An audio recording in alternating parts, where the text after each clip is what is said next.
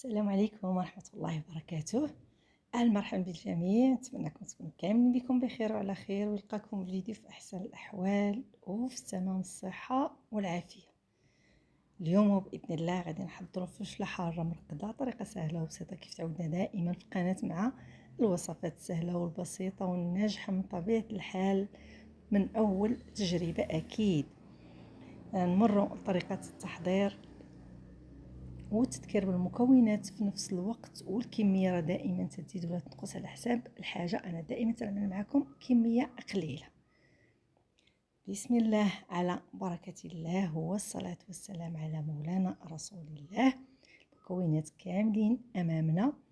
عندنا 250 غرام ديال الفلفله، سواء كانت حمراء او لا خضراء. انا غادي نعمل مزيج ما بيناتهم، نتوما تعملوا اي وحده كانت صفرات عندكم، يا الحمراء يا الخضراء. انا غادي نعمل معكم غير الرابعه كيف سبق وذكرت، نتوما تضاعفوا على حساب الحاجه. عندنا محلول اللي متكون اللي غادي نخلو به هو اللي مهم، خاصنا نحترموا المعيار ولا المقادير ديالو. عندنا 3 ديال الكؤوس ديال الشاي، الوزن ديال 100 ما بين 100 حتى 110 غرام ولا 100 مليلتر ديال الماء.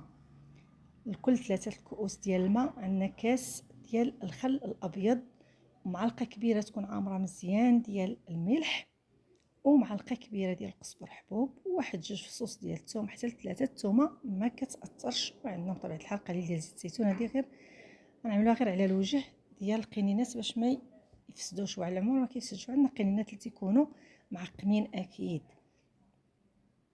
هادو هما المكونات اللي كاينين. بالنسبه للفلفله راه سبق وغسلناها مزيان وتنخليوها حتى تنشف، ما يكونش فيها الماء.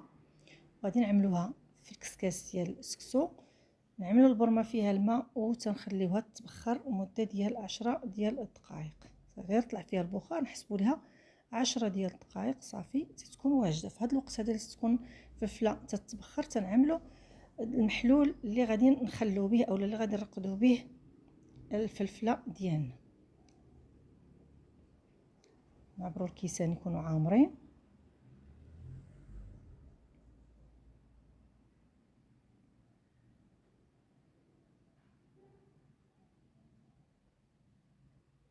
الكاس ناقص شويه، غادي نزيد نكملو باش يكونوا ماشي عامرين حتى الفم، وانما غير شويه بحال كنشربوا فيهم اتاي.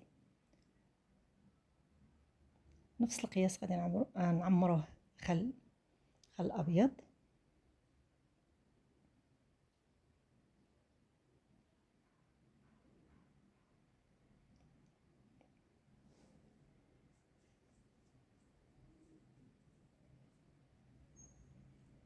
على هذا القياس، القياس اللي عبرنا به الماء. لما وصلنا الكاس ديال الماء غادي نوصلوا الخل حتى هو. الخل تنخليوه جانبا، والماء تنعملوه فوق النار حتى يبدا يغلي، وغنضيفوا له ديك المعلقه ديال الملح وغنحركوها حتى تذوب. مره تنحركوها حتى تذوب، النار تكون قليله باش ما يتبخرناش ديك الكميه ديال الماء. مجرد ما كتذوب الملحه غادي نضيفوا داك الكاس ديال الخل، نخليوه حتى هو غير يغلي واحد الغليه. طلع فيه الغليه صافي، ما نخليوش يغلي بزاف. مجرد ما طلع فيه الغليه صافي غادي نزولوه من فوق النار. فوالا هنا في هذه المرحله صافي الفلفله هي بخرناها كيف سبق ذكرنا 10 ديال الدقائق. تناخذوا القراعي اللي تكون ديجا معقمين، تنقبطوا الفلفله من داك الرويس الفوقاني وتنستفوها واقفه وحده على جنب الاخر حتى تنعمروا القرعه مزيان. نحاول ما نخليوش فراغات نهائيا، نحاولوا نزاحموهم ما امكن.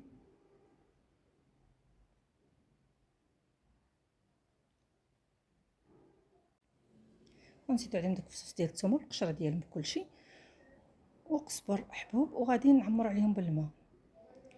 نعمر القرعه مزيان حتى الفوق، حتى توصل حتى الفم ديالها. ومن بعد غادي نزيد عليهم واحد المعلقه ولا جوج ديال زيت الزيتون على حساب الوسعيه ديال الفم ديال القرعه. اللي كان صغيره تصغر كميه قليله، كان كبير غتهز كميه اكثر حتى نغطيو ليها الوجه ديالها باش ما تعملش لنا القشره. بعد كنغلقوا عليها مزيان. حاولوا هاد القرعه اللي كنا غادي نعملو ديال الجلدر حتى هما تيكون فيهم مركه مزيانه ومركه عيانه.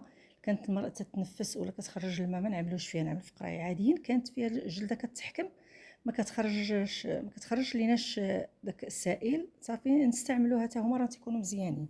غادي نقلبوها على فمها فوق واحد المنديل ونخليوها لمده ديال 12 ساعه. صافي كنقلبوها وكنخزنوها مده ديال ما بين 20 يوم حتى لشهر. صافي راه تكون واجده. انا غادي نفتح معكم وحده هذه عندي من فوق السنه، تقدر تبقى حتى العامين 3 سنين، شحال ما بقات راه ما كتفسد ما كتهرى ما كيوقع ليها والو. هي منين نبغيو نجبدوها من القرعه اما ناخذوها بشوكه اولا ناخذوها من داك العويد اللي تيكون هاد العويد هذا من الفوق من الراس ديالها. حاولوا ما امكن اليد ديالنا ما تقش المحلول باش ما تفسدش.